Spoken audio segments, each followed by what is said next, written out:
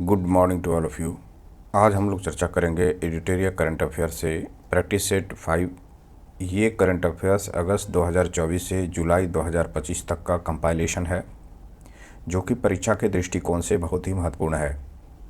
याद रखें, इससे पूर्व में हम लोगों ने 4 प्रैक्टिस सेट को कवर किया है, जो कि प्लेलिस्ट पर उपलब्ध है। अगर आप उसे नहीं देखे हैं तो प्लेलिस्ट पर जाकर के अवश्य देख लें। आपसे गुजारिश है कि अगर ये वीडियो पसंद आए तो कृपया लाइक करें और सब्सक्राइब नहीं किए हैं तो सब्सक्राइब अवश्य करें। तो शुरुआत करते हैं आज का पहला प्रश्न से। प्रश्न है कि किस देश ने विश्व का पहला गैर बाइनरी AI चिप लॉन्च किया है? तो इसका उत्तर है ऑप्शन बी, चीन। अगला प्रश्न है, भारत ने किस देश के लिए ट्रांसशिपमेंट सुविधा समाप्त कर दी है? तो इसका उत्तर है बांग्लादेश। अगला प्रश्न है कि चोलिस्तान रेगिस्तान के बारे में निम्नलिखित कथनों पर विचार करें। यहाँ पर कथन एक है कि चोलिस्तान रेगिस्तान पाकिस्तान में स्थित है और एक निलंबित नहर परियोजना के यह चर्चा में था। कथन 2 है कि रेगिस्तान को ऐतिहासिक रूप से हकरा नदी द्वारा सिंचित किया जाता था, जिसने 600 ईसा पूर्व के आसपास अपना मार्ग बदल दिया था। तो यहाँ पर हमें सही कथन को बताना है। तो तीसरा का ऑप्शन सी है, 1 और 2 दोनों सही है। तो यहाँ पर आपको हकरा नदी याद रखना है और कहाँ स्थित है, तो पाकिस्तान में स्थित है चोलिस्तान रेगिस्तान, इसे याद रखना है। अगला है कि प्रधानमंत्री नरेंद्र मोदी ने भारत के पहले गहरे पानी के कंटेनर ट्रांसशिपमेंट पोर्ट का उद्घाटन किया। तो कहाँ किया इसका उद्घाटन? तो 4 का ऑप्शन डी है, गोवा में। नेक्स्ट है कि किस शहर में भारत का पहला एडू सिटी बनाया जाएगा, जो कि वैश्विक विश्वविद्यालयों के अपतटीय परिसरों की मेजबानी करेगा? तो इसका उत्तर है नवी मुंबई में। एडू सिटी कहाँ बनाया जाएगा? तो नवी मुंबई में। नेक्स्ट है कि FAO आनुवांशिक संसाधन रिपोर्ट 2025 से संबंधित निम्न कथनों पर विचार करें। यहाँ पर हमें असत्य कथन को बताना है। तो यहाँ पर बोला जा रहा है केवल बी कथन जो है दूसरा वो असत्य है कि भारत 85% स्थानीय फसलें विलुप्त होने के खतरे में है। ये मूल रूप से गलत है। पहला है कि दुनिया का 60% कृषि उत्पादन केवल 9 फसलों पर निर्भर है। ये मूल रूप से सत्य कथन है। तो यहाँ पर भारत के बारे में जो बताया जा रहा है कि 85% स्थानीय फसलें विलुप्त के कगार पर है, वो 85 नहीं होगा, 50% जो है 50% स्थानीय फसलें जो है वो विलुप्त के कगार पर है। आपको यहाँ पर याद रखना है FAO का फुल फॉर्म है खाद्य एवं कृषि संगठन, food and agriculture organisation. FAO का बैठक रोम, जो कि इटली में है, इसमें आयोजित किया गया था, जहां खाद्य एवं कृषि के लिए आनुवांशिक संसाधन आयोग यानी CGRFA 20 के 20वें सत्र के उपरांत खाद्य एवं कृषि हेतु विश्व के पादप आनुवांशिक संसाधनों की स्थिति पर तीसरी रिपोर्ट ये जारी किया गया था। अगला है कि किस देश में आए भूकंप के कारण बचाव एवं राहत सामग्री पहुंचाने के लिए ऑपरेशन ब्रह्मा शुरू किया गया? तो इसका उत्तर है ऑप्शन डी, म्यांमार। तो ऑपरेशन ब्रह्मा शुरू किया गया था म्यांमार में। नेक्स्ट है कि समग्र शिक्षा अभियान 2024-25 से संबंधित निम्न कथनों पर विचार करें। तो 8वां का उत्तर है ऑप्शन ए, जिसमें से 1 और 2 को सत्य माना गया है। देखते हैं 1 और 2 में क्या कहता है। 1 में है कि समग्र शिक्षा अभियान 2024-25 के अंतर्गत 45,830.21 करोड़ रुपये आवंटित किए गए। दूसरा है कि यह प्री स्कूल से लेकर उच्चतर माध्यमिक स्तर तक स्कूली शिक्षा को शामिल करती है। तो ऑप्शन ए और ऑप्शन 2 ये दोनों शामिल है। 9वां प्रश्न है कि 7वां राष्ट्रमंडल महासचिव का पद संभालने वाली पहली अफ्रीकी महिला कौन बनी? तो इसका उत्तर है डी, शर्ली बोचवे। शर्ली बोचवे जो है 7वां राष्ट्रमंडल महासचिव का पद संभालने वाली पहली अफ्रीकी महिला है। अगला है, हाल ही में दुनिया का सबसे बड़ा इलेक्ट्रिक पावर्ड शिप 130 मीटर यानी कि 426 फीट का विशालकाय जहाज, जो कि 2100 यात्रियों को ले जाने के लिए सक्षम है, इसका अनावरण किया गया। इसे निम्नलिखित में से किस कंपनी ने बनाया है? तो 10 का उत्तर है ऑप्शन ए, इनटेक कंपनी। चूँकि ये दुनिया का सबसे बड़ा इलेक्ट्रिक पावर्ड शिप है, इस कारण से ये भी प्रश्न महत्वपूर्ण हो सकता है। भारत का पूर्ण डिजिटल साक्षरता हासिल करने वाला पहला राज्य कौन बना? तो इसका उत्तर है ऑप्शन सी, केरल बना है। ये क्या है? तो पूर्ण डिजिटल साक्षरता हासिल करने वाला पहला राज्य है, इस कारण से ये इम्पोर्टेंट है। नेक्स्ट है दुनिया के सबसे ऊंचे रेलवे आर्च ब्रिज से संबंधित निम्न कथनों पर विचार करें। यहाँ पर हमें असत्य कथन बताना है। 12 का ऑप्शन सी असत्य है, जिसमें से एक और दोनों के बारे में बोला गया है कि ये दोनों गलत है कि यह ब्रिज जम्मू कश्मीर के रियाली जिले के वक्कल गांव के नदी के तट से 459 मीटर ऊंचाई पर है। यह पुल 2 किलोमीटर लंबा है, ये गलत है। तो यहाँ पर बता दूं, नदी तट से इनकी जो ऊंचाई है वो 359 मीटर की ऊंचाई है, ना कि 459 मीटर की। इस कारण से ये ऑप्शन गलत था। यहाँ पर ऑप्शन 2 गलत होने का कारण है कि ये पुल जो है नदी की घाटी पर 1315 मीटर की लंबाई में फैला है ना कि 2000 मीटर की लंबाई में। इस कारण से दूसरा ऑप्शन गलत था। नेक्स्ट है दुनिया का पहला पूर्णतः नवीकरणीय ऊर्जा से चलने वाला शहर कौन सा है? 13 का उत्तर है ऑप्शन बी, अमरावती, है ना। नेक्स्ट है कि Times Higher Education Asia ranking 2025 से संबंधित निम्न कथनों पर विचार करें। तो 14 का उत्तर ऑप्शन सी है। यहाँ पर कहता है कि 1 और 3 ऑप्शन सही है। एक में है सिंघुआ विश्वविद्यालय जो कि चीन में है, ये पहले स्थान पर है। तीसरा है कि अन्ना विश्वविद्यालय 111वां तथा IIT इंदौर को 131वां स्थान दिया गया है। ऑप्शन 2 गलत है कि IISc का स्थान 48वां नहीं होगा, 38वां होगा। भारत में इसका शीर्ष स्थान है। भारत के जितने विश्वविद्यालय हैं उसमें IISc का शीर्ष स्थान है। अगर पूछ दे कि शीर्ष 10 स्थान में किस देश का दबदबा रहा तो वो होगा चीन का। नेक्स्ट है कि निम्नलिखित में कौन सा त्यौहार असमिया नववर्ष का प्रतीक है? तो 15 का उत्तर है ऑप्शन बी, रोंगाली बिहू। ये है असम के नववर्ष का प्रतीक। चलते हैं अगले प्रश्न की ओर। प्रश्न है कि वह भारतीय राज्य कौन है जिसने भारत का पहला AI स्कूल लॉन्च किया है? तो 16 का उत्तर है ऑप्शन डी, केरल। अगला है अप्रैल 2025 में भारतीय नौसेना एवं किस देश की नौसेना के बीच पासेक्स युद्धाभ्यास अदन की खाड़ी में संपन्न हुआ? तो इसका उत्तर है ऑप्शन डी, न्यूजीलैंड। याद रखना, पासेक्स युद्धाभ्यास अक्सर एग्जामिनेशन में युद्ध अभ्यास के बारे में पूछा जाता है। नेक्स्ट है कि हाल ही में ब्यून आयर्स में आयोजित ISSF विश्व कप की पुरुष की 25 मीटर रैपिड फायर पिस्टल स्पर्धा में पदक जीतने वाले पहले भारतीय कौन हैं? तो 18वां का उत्तर है option B, Vijayveer Sidhu. Next है 2025 के लिए World Press Photo of the Year का सम्मान किसे दिया गया? तो इसका उत्तर है option C, Samar Abu Elouf को फोटो ऑफ द ईयर से सम्मानित किया गया। अगला है भारत में प्रारंभिक बचपन शिक्षा में बदलाव लाने के लिए 3 अप्रैल 2025 को राष्ट्रीय युवा पुरस्कार से किसे सम्मानित किया गया? तो इसका उत्तर ऑप्शन ए है, आकर्ष श्रॉफ को। नेक्स्ट है कि किस देश ने गंभीर जल संकट दूर करने हेतु वाटर हाईवे नामक परियोजना शुरू की है? तो इसका उत्तर ऑप्शन बी है, मोरक्को। वाटर हाईवे मोरक्को में शुरू किया गया है जल संकट से बचने के लिए। अगला है दुनिया के किस शहर में मानव रोबोट हाफ मैराथन का आयोजन किया गया? तो इसका उत्तर होगा बीजिंग। यहाँ रोबोटों का मैराथन शुरू किया गया जिसे हाफ मैराथन का नाम दिया गया। नेक्स्ट है भारत का पहला क्वांटम कंप्यूटिंग गांव से संबंधित निम्न कथनों पर विचार करें। तो 23 का उत्तर कहता है ऑप्शन डी, इनमें से कोई नहीं, है ना। इनका निर्माण कर्नाटक के मैसूर में किया जाएगा, ये गलत है। इसका विकास इन्फोसिस द्वारा किया जाएगा, ये भी गलत है।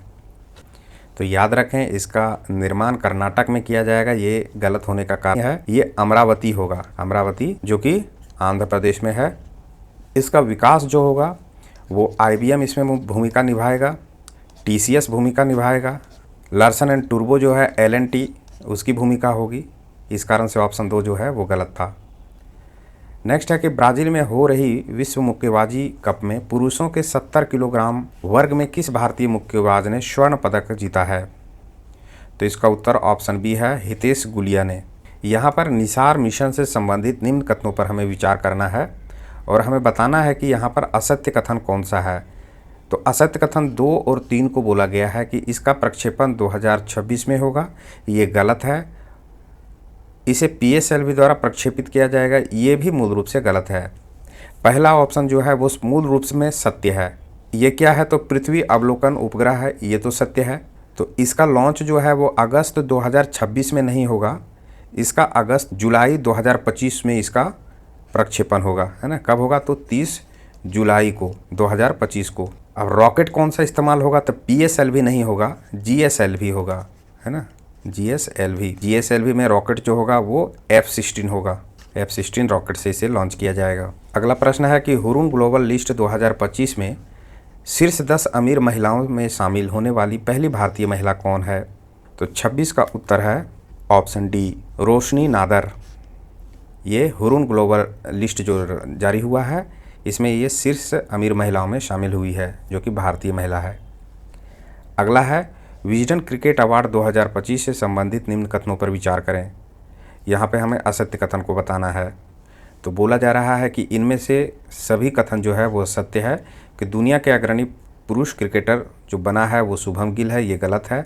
दुनिया की अग्रणी महिला क्रिकेटर एलिस पेरी, ये भी गलत है। T20 cricket of the year Surya Kumar Yadav बना है, ये भी गलत है। तो याद रखें, विजडन क्रिकेट पुरस्कार 2025 में जसप्रीत बुमराह को दुनिया के अग्रणी पुरुष क्रिकेटर और स्मृति मंधाना को अग्रणी महिला क्रिकेटर के रूप में चुना गया, है ना। तो महिला के रूप में एलिस पेरी नहीं होगा, कौन सा होगा, तो स्मृति मंधाना होगा। और यहाँ पर शुभम गिल नहीं होगा, कौन सा होगा, तो जसप्रीत बुमराह होगा। यहाँ पर तीसरा ऑप्शन है T20 cricket of the year में सूर्य कुमार यादव, ये भी गलत है। यहाँ पर क्या होगा, तो वेस्टइंडीज़ के बल्लेबाज है निकोलस पुरन, उसे दिया गया है T20 cricket of the Year का पुरस्कार। अगला है कि T-Shield साइबर सिक्योरिटी लैब का उद्घाटन किस राज्य में किया गया। तो 28 का उत्तर है ऑप्शन बी, तेलंगाना। अगला है कि भारतीय यूनाइटेड किंगडम मुक्त व्यापार समझौते के तहत यूके में अस्थायी रूप से भारतीय श्रमिकों को कितने वर्षों तक सामाजिक सुरक्षा योगदान का भुगतान करने से छूट दी गई है। तो 29 का उत्तर है ऑप्शन सी, 3 वर्ष की छूट इसे मिली है। अगला है कि किस राज्य ने आधिकारिक तौर पर हीटवेव एवं सन स्ट्रोक की स्थिति को राज्य की विशिष्ट आपदा घोषित किया है। तो इसका उत्तर है ऑप्शन बी, तमिलनाडु। नेक्स्ट है कि Henley and Partners wealth report 2025 के अनुसार कौन सा अंतर्राष्ट्रीय शहर दुनिया का सबसे महंगा शहर है। तो इसका उत्तर है ऑप्शन डी, मोनाको। नेक्स्ट है कि फ्रांसीसी सरकार द्वारा प्रतिष्ठित officer of the order of arts and letters से किसे सम्मानित किया गया। तो इसका उत्तर है पायल कपाडिया को। नेक्स्ट है कि IPL 2025 में ऑरेंज कप जीतने वाले खिलाड़ी कौन बने। तो इसका उत्तर ऑप्शन डी है, साई सुदर्शन। अगला है भारत का कौन सा राज्य नशा तस्करों के लिए मृत्युदंड की सजा का प्रावधान करने वाला भारत का पहला राज्य बन गया है। तो इसका उत्तर ऑप्शन सी है, हिमाचल प्रदेश। अगला है किस राज्य सरकार द्वारा राज्य के पहले वैज्ञानिक कोयला खनन ब्लॉक खरिंगकम ए का उद्घाटन किया गया। तो इसका उत्तर ऑप्शन बी है, मेघालय। अगला प्रश्न है कि वरिष्ठ नागरिक आयोग स्थापित करने वाला भारत का पहला राज्य कौन है। तो इसका उत्तर सी है, केरल। चलते हैं अगले प्रश्न की ओर। प्रश्न है कि जल, स्वच्छता, सफाई और कचरा प्रबंधन क्षेत्र में सहयोग हेतु भारत और किस देश के बीच समझौता हुआ है। तो इसका उत्तर है ऑप्शन डी, उपर्युक्त में से कोई नहीं। जब इनमें से किसी के साथ नहीं हुआ है तो कौन सा उत्तर सही होगा, तो भारत और नेपाल के बीच हुआ है। अगला है विश्व सैन्य व्यय रिपोर्ट में रुझान के बारे में निम्नलिखित कथनों पर विचार करें। यहाँ पे कथन 1 है कि report Stockholm International Peace Research Institute यानी कि सिप्री द्वारा प्रतिवर्ष प्रकाशित की जाती है। कथन 2 है 2024 में भारत वैश्विक स्तर पर तीसरा सबसे अधिक सैन्य खर्च करने वाला देश था। हमें बताना है कौन से कथन सत्य है। तो यहाँ पर ऑप्शन ए को सत्य माना गया है कि ये रिपोर्ट जो है सिप्री द्वारा प्रतिवर्ष जारी किया जाता है, ये सत्य है। दूसरा ऑप्शन गलत है। तो याद रखें, भारत वैश्विक स्तर पर तीसरा सबसे अधिक सैन्य खर्च करने वाला नहीं होगा, 5वां सबसे अधिक होगा सैन्य खर्च करने वाला, 5th होगा। साथ ही साथ आपको बताना है, आपको समझना है, भारत दुनिया का सबसे बड़ा हथियार आयातक बन गया है ना। अगर आयात के बारे में पूछे तो दुनिया का सबसे बड़ा आयातक देश बना है 2025 के रिपोर्ट के अनुसार। अगर कहें तो इस रिपोर्ट में बताया गया है कि सैन्य खर्च जो 2024 में हुआ था 1.6% की वृद्धि हुई है और बढ़कर 86.1 अरब अमेरिकी डॉलर हो गया है भारत का सैन्य खर्च। इस रिपोर्ट में परमाणु हथियार के बारे में भारत के बारे में बताया है कि भारत ने अपने परमाणु हथियारों के जखीरे में वृद्धि की है और नए परमाणु प्रक्षेपण प्रणालियों का विकास कर रहा है। तो इस प्रकार से भारत से महत्वपूर्ण रिपोर्ट था सिप्री के बारे में। अब सिप्री कहाँ की संस्था है इसके बारे में चर्चा करते हैं। तो सिप्री एक स्वतंत्र अंतर्राष्ट्रीय संस्था है जो स्वीडन के स्टॉकहोम में स्थित है। यह सशस्त्र संघर्ष, हथियारों के व्यापार और निरस्त्रीकरण से संबंधित मुद्दों पर यह क्या करता है, शोध करने का कार्य करता है। अगला प्रश्न है कि केंद्रीय बजट 2025-26 में उल्लेखित लघु मॉड्यूलर रिएक्टर यानी कि SMR के बारे में निम्नलिखित कथनों पर विचार करें। यहाँ पे हमें असत्य कथन को बताना है। तो 39 का ऑप्शन सी असत्य है, जिसमें 1 और 3 को असत्य माना गया है कि पहला जो है वो गलत है और तीसरा जो है वो गलत है। दूसरा को सही माना गया है कि ये कॉम्पैक्ट फैक्ट्री निर्मित और परिवहन योग्य रिएक्टर है। याद रखें पहला ऑप्शन गलत इसीलिए है कि जिसकी क्षमता 500 मेगावाट तक है ये गलत है, इसकी क्षमता होगा 300 मेगावाट तक। SMR का फुल फॉर्म समझ लें कि स्मॉल मॉड्यूलर रिएक्टर होता है जिसकी परमाणु रिएक्टर की क्षमता है 300 मेगावाट तक। ये छोटे आकार के परमाणु रिएक्टर होते हैं। ये हाईएस्ट रैंक तो इसका 300 मेगावाट होता है और लोवेस्ट रैंक अगर पूछा जाए तो ये लगभग 10 मेगावाट तक क्या ये बिजली उत्पन्न करने की क्षमता होती है। तीसरा ऑप्शन गलत होने का कारण है 5 स्वदेशी नहीं बल्कि 5 से अधिक है SMR बनाने का लक्ष्य। नेक्स्ट है कि मानव जीनोम का पहला पूर्ण मानचित्र परियोजना मानव जीनोम परियोजना किस देश ने तैयार किया है। तो इसका उत्तर ऑप्शन बी है संयुक्त राज्य अमेरिका। नेक्स्ट है हाल ही में किस देश ने एडिटिव मैन्युफैक्चरिंग का उपयोग करके पहले रेलवे स्टेशन का अनावरण किया है। तो इसका उत्तर ऑप्शन सी है जापान। जापान ने एडिटिव मैन्युफैक्चरिंग का उपयोग करके पहले रेलवे स्टेशन का अनावरण किया। नेक्स्ट है कि किस राज्य ने गरिया और वोर्सोवोसोन उत्सव 2025 का उद्घाटन किया है। तो इसका उत्तर ऑप्शन सी है त्रिपुरा। याद रखना है गरिया और वोर्सोवोसोन उत्सव कहाँ मनाया गया, तो त्रिपुरा में। नेक्स्ट है किसने सबसे कम उम्र यानी कि 14 वर्ष में पदार्पण करके इतिहास रच दिया और छक्का लगाकर IPL में पदार्पण करने वाले 10वें खिलाड़ी भी बन गए। तो इसका उत्तर है ऑप्शन बी वैभव सूर्यवंशी। अगला है कि मध्यम दूरी की सतह से हवा में मार करने वाली मिसाइल MRSAM के बारे में निम्नलिखित कथनों पर विचार करें। यहाँ पर कथन 1 है कि MRSAM को भारत के रक्षा अनुसंधान और विकास संगठन DRDO और इजराइल के एरोस्पेस इंडस्ट्रीज IAI द्वारा संयुक्त रूप से विकसित किया गया है। कथन 2 है कि मिसाइल प्रणाली को मिसाइलों, विमानों और हेलीकॉप्टरों जैसे हवाई खतरों को रोकने के लिए डिजाइन किया गया है। तो इसका उत्तर 1 और 2 दोनों कथन जो है वो सत्य है, इसे याद रखना है। ऑप्शन सी था 1 और 2 दोनों कथन सत्य है। अगला प्रश्न है कि 6 अप्रैल 2025 को भारतीय प्रधानमंत्री द्वारा एशिया का पहला vertical lift railway ship Pamban bridge का उद्घाटन किया गया। इस ब्रिज की लंबाई कितनी है। तो इसका उत्तर ऑप्शन सी है 2.08 किलोमीटर। याद रखना है ये भारत का पहला वर्टिकल लिफ्ट ब्रिज है। इसकी नींव रखी गई थी 2019 में, है ना। ये कहाँ है, तो रामेश्वरम में स्थित है, यानी कि तमिलनाडु में स्थित है। अगला है कि वाइब्रेंट विलेज कार्यक्रम से संबंधित निम्नलिखित कथनों पर विचार करें। यहाँ पर हमें बताना है कि कौन से कथन सत्य नहीं है। तो ऑप्शन सी को बोला गया है कि ये कथन सत्य नहीं है। सी में पहला है और इस कार्यक्रम के लिए नोडल मंत्रालय रक्षा मंत्रालय है, ये भी गलत है। सर्वप्रथम यहाँ पे देख लें, इसका नोडल मंत्रालय रक्षा मंत्रालय नहीं होगा बल्कि होम मिनिस्टर होगा। पहला ऑप्शन गलत इसीलिए है कि इस कार्यक्रम का शुरुआत 2022 में नहीं होगा बल्कि इस कार्यक्रम का शुरुआत 2023 में होगा। अगले प्रश्न की ओर चलते हैं। भारत का सबसे बड़ा अंतर्राष्ट्रीय क्रूज टर्मिनल का उद्घाटन कहाँ किया गया। तो इसका उत्तर ऑप्शन सी है मुंबई। नेक्स्ट है मुख्यमंत्री विद्युत उपभोक्ता सहायता योजना के बारे में निम्नलिखित कथनों पर विचार करें। कथन 1 है कि यह योजना बिहार राज्य सरकार द्वारा शुरू की गई थी। कथन 2 है इसका उद्देश्य राज्य में बिजली उपभोक्ताओं को वित्तीय सहायता प्रदान करना है। तो हमें कौन से कथन सत्य है ये बताना है। 48 का उत्तर ऑप्शन सी है। 1 और 2 दोनों कथन सत्य है। अगले प्रश्न की ओर चलते हैं। बैंक ऑफ महाराष्ट्र ने देश का पहला ट्रेन ATM किस ट्रेन में लगाया। तो इसका उत्तर है option B Mumbai Manmad Panchavati Express में। अगला है कि हाल ही में भारतीय खिलाड़ी वंदना कटारिया ने अपने अंतर्राष्ट्रीय करियर से संन्यास की घोषणा की, वह किस खेल से संबंधित है? तो इसका उत्तर ऑप्शन बी होगा, हॉकी से। तो यहाँ पर हम लोगों ने देखा 50 महत्वपूर्ण MCQs जो कि करंट अफेयर से है। साथ ही साथ जहाँ पे गलती था उन सभी गलती प्रश्नों का एक्सप्लेनेशन हम लोगों ने किया। अब हम लोग चलते हैं वन लाइनर फैक्ट की ओर जो कि करंट अफेयर से है। तो यहाँ पर शुरू करते हैं जून 2025 से। इससे पूर्व में हम लोगों ने जुलाई 2025 का चर्चा किया जो कि प्रीवियस क्लास में डिस्कशन हो चुका है। उसे आप नहीं देखें तो प्लेलिस्ट में जा कर के प्रैक्टिस सेट 4 को आप अवश्य देखें, वहाँ आपको जुलाई 2025 का फैक्ट मिलेगा। तो चर्चा करते हैं पहला फैक्ट से जो कि जून 2025 से है कि केंद्र सरकार ने 25 जून को संविधान हत्या दिवस के रूप में मनाया। को लगाए गए आपातकाल के कष्ट झेलने वालों को श्रद्धांजलि अर्पित करने के रूप में मनाया गया।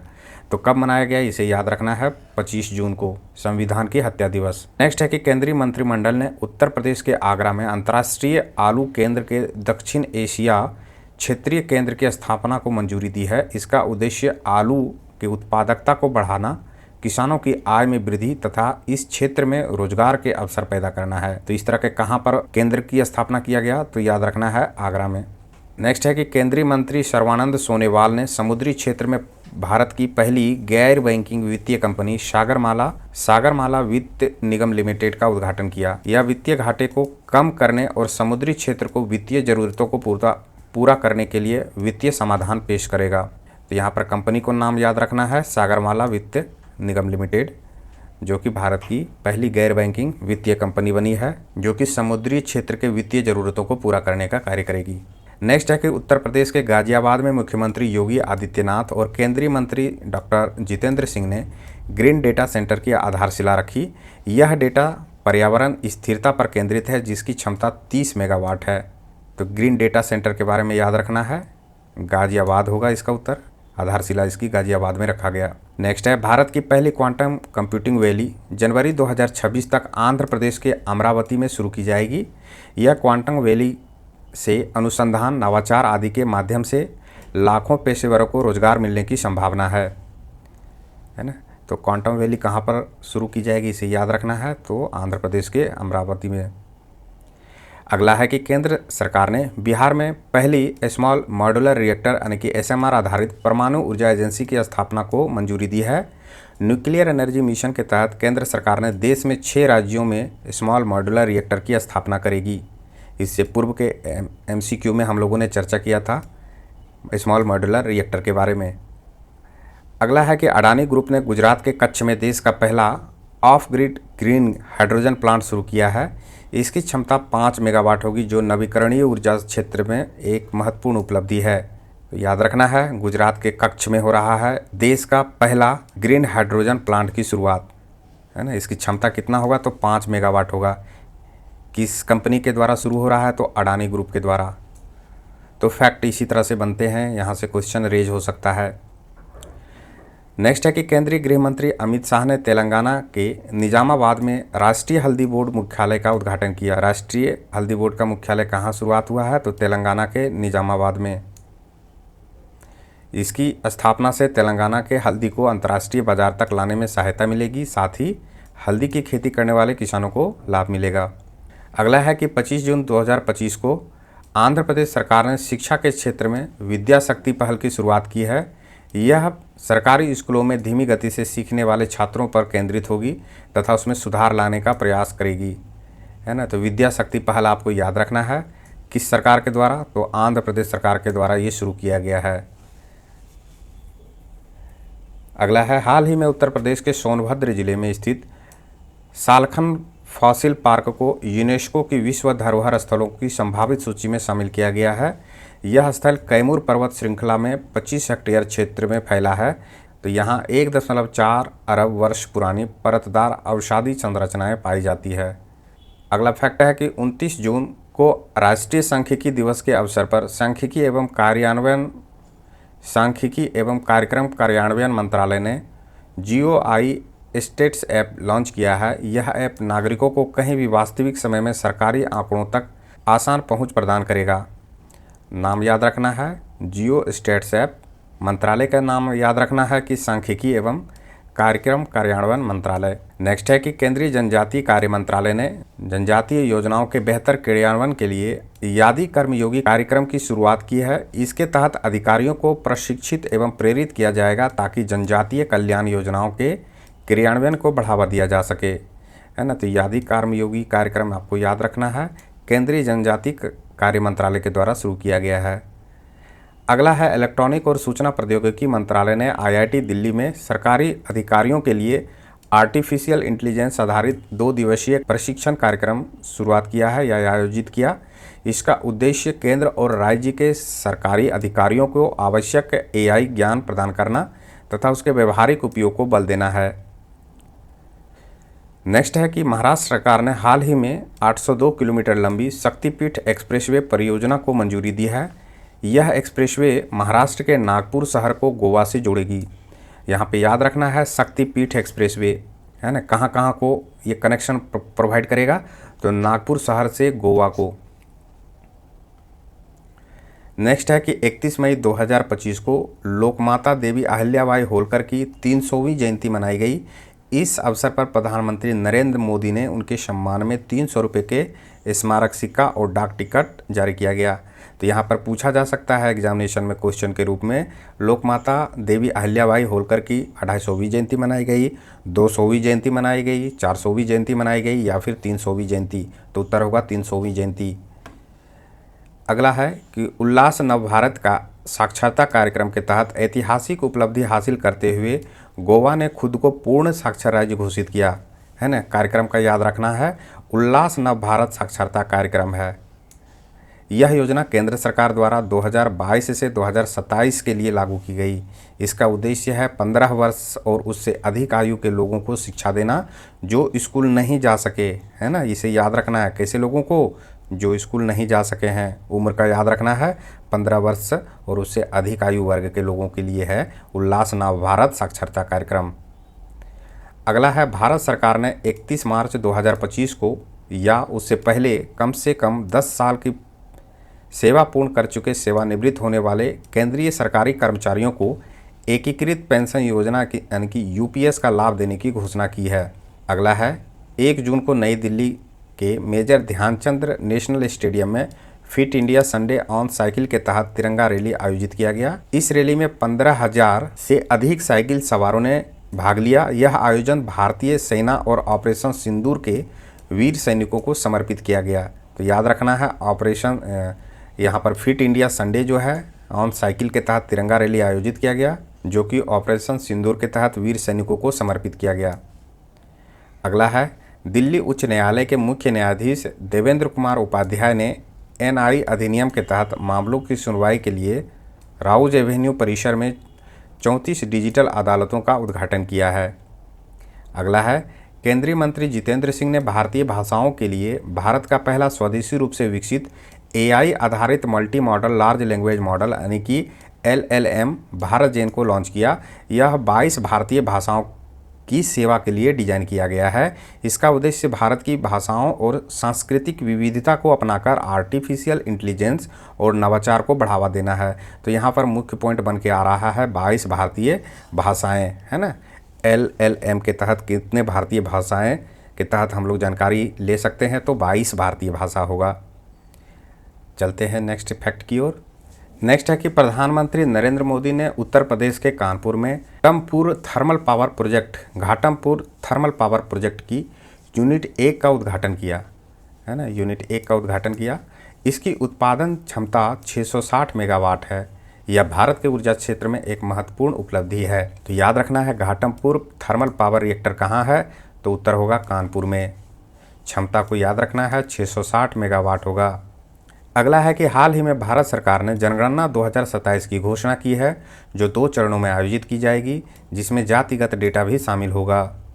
नेक्स्ट है कि ग्रामीण विकास मंत्रालय के अधीन भूमि संसाधन विभाग ने 2 जून 2025 से नक्शा कार्यक्रम के दूसरे चरण की शुरुआत की। इसके तहत देश के 5 उत्कृष्टता केंद्रों पर अधिकारियों को आधुनिक भू स्थानिक तकनीकों का प्रशिक्षण दिया जाएगा।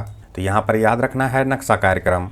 मंत्रालय याद रखना है ग्रामीण विकास मंत्रालय के अधीन।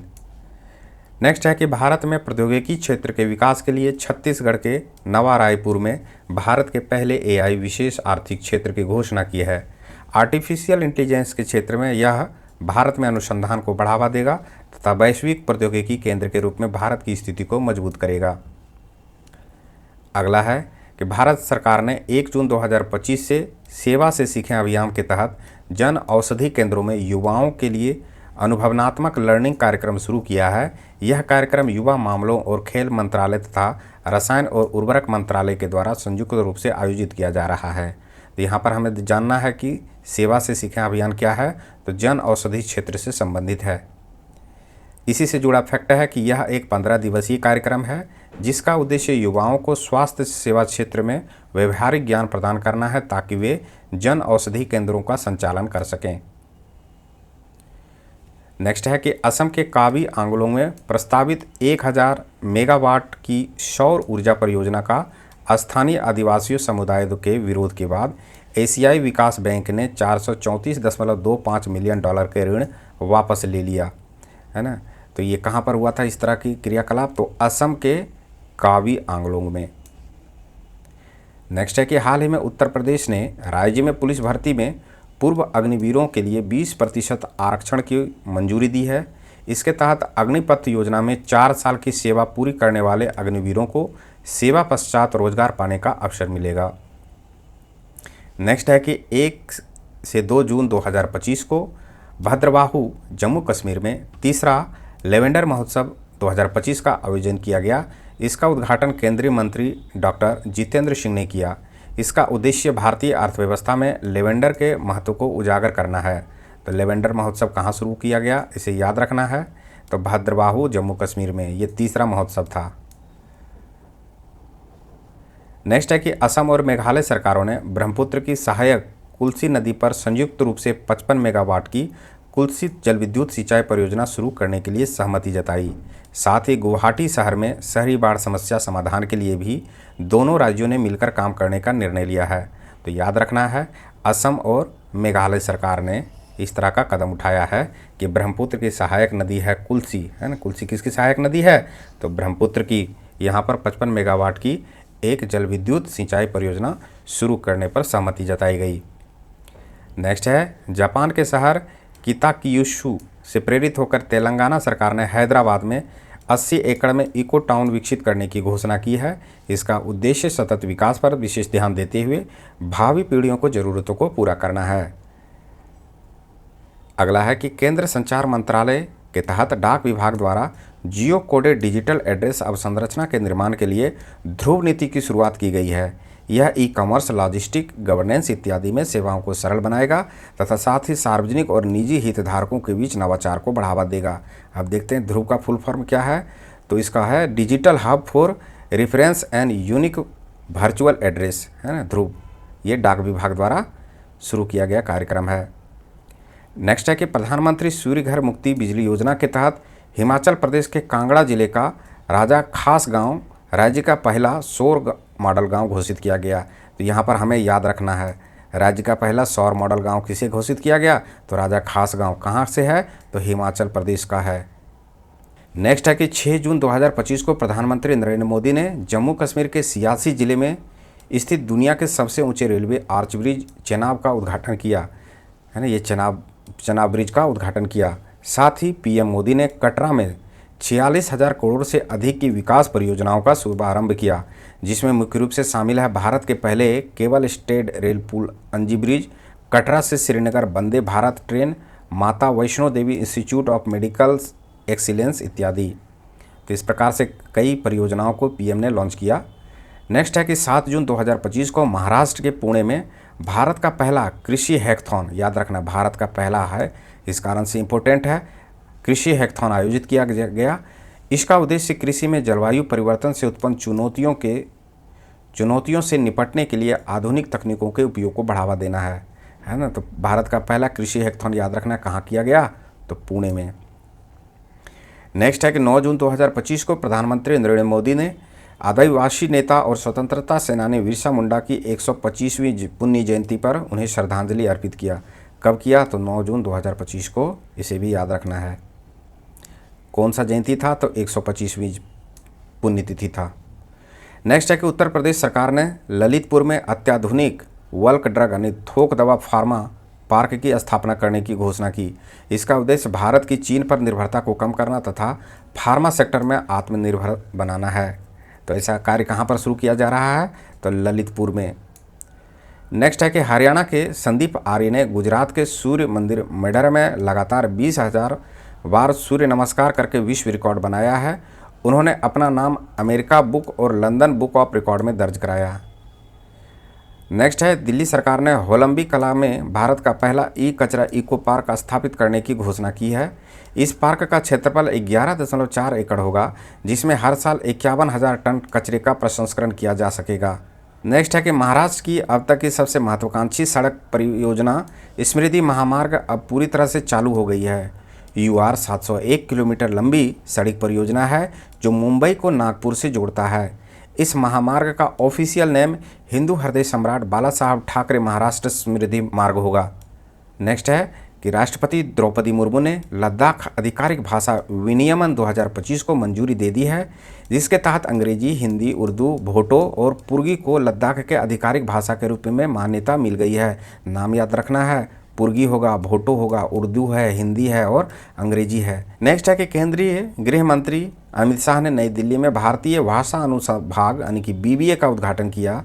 इसका उद्देश्य भारत के प्रशासनिक कार्यों में विदेशी भाषाओं के प्रभुत्व को कम करना तथा भारतीय भाषाओं को बढ़ावा देना है। नेक्स्ट है कि राष्ट्रपति द्रौपदी मुर्मू ने संविधान के अनुच्छेद 240 के तहत केंद्रीय शासित प्रदेश लद्दाख आरक्षण संशोधन अधिनियम 2025 जारी किया, जो जम्मू और कश्मीर आरक्षण अधिनियम 2004 की धारा 3(1) को संशोधित करता है। इसके तहत लद्दाख के निवासियों के लिए स्थानीय नागरिकों नौकरियों में 85% तक आरक्षण का प्रावधान करता है।